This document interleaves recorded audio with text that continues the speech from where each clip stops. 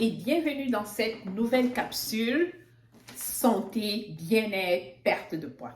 Alors aujourd'hui, j'aimerais partager avec toi 5 astuces à faire lorsque la balance stagne, lorsque tu atteins un plateau, lorsque le poids ne baisse plus.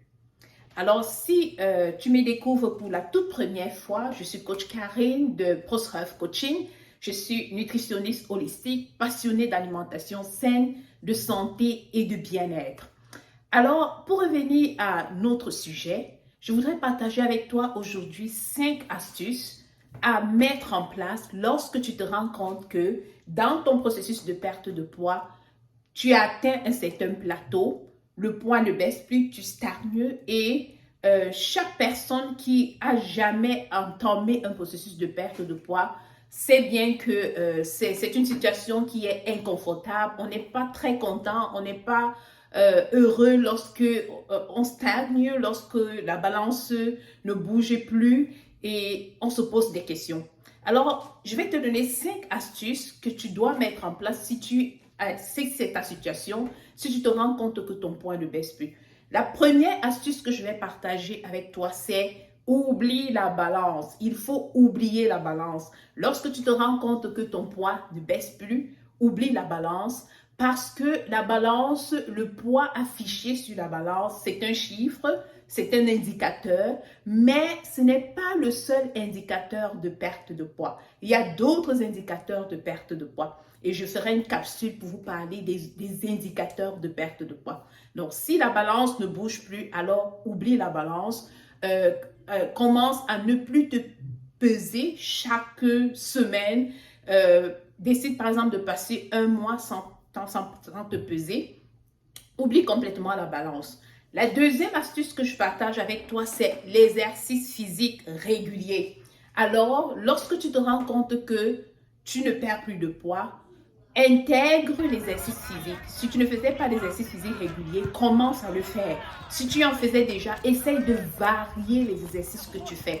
Alors, ça va pouvoir déclencher quelque chose et tu vas te rendre compte que tu recommences à perdre. Parce que dans tous les cas, lorsqu'on fait de l'exercice physique, on perd des calories pendant l'exercice physique et c'est sûr que ça va avoir un effet sur la perte de poids.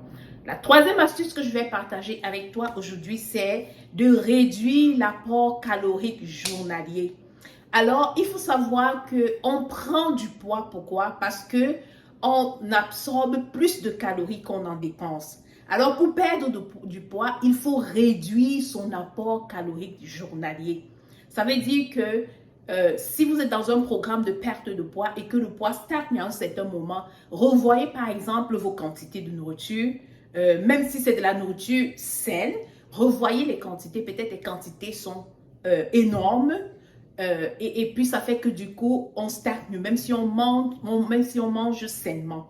Alors, il faut réduire l'apport calorique journalier. Il faut réduire ces quantités de nourriture. Il faut réduire les aliments gras, même s'ils sont sains, par exemple comme l'avocat et tout. Si vous aviez l'habitude de prendre un avocat, vous pouvez décider de prendre demi. Ça va quand même réduire l'apport calorique journalier.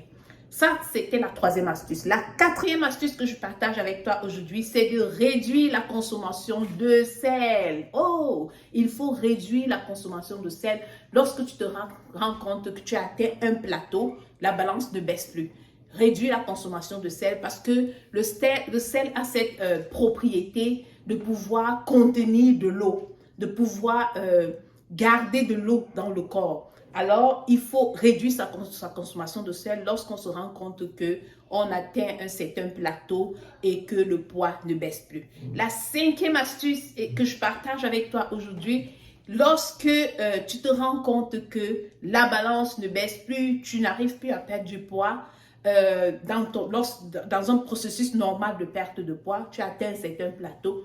La cinquième astuce que je partage avec toi, c'est de contrôler le stress. Oui, si tu es stressé, ça va vraiment bloquer ta perte de poids. Il faut contrôler ton stress et te rassurer de dormir suffisamment. Ça n'a l'air de rien, mais c'est des ingrédients tellement essentiels dans la perte de poids.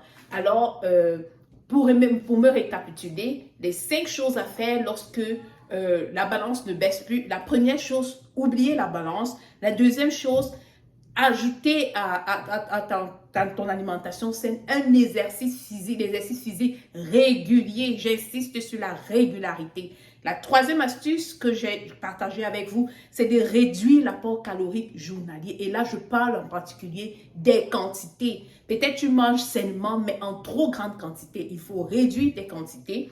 La quatrième astuce, c'est de réduire la consommation de sel. On sait que le sel, déjà, ce n'est pas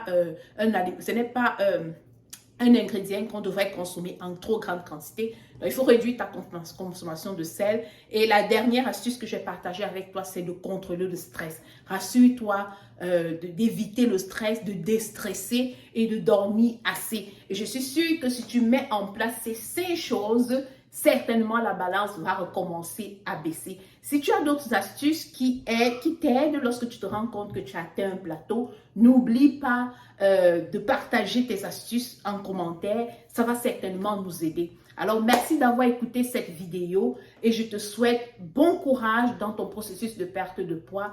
Je te souhaite vraiment d'atteindre tes objectifs. N'oublie pas de liker, n'oublie pas de t'abonner, d'activer la cloche de notification afin de ne rien manquer des belles choses, des belles astuces, des belles informations que nous partageons sur notre chaîne. À la prochaine capsule.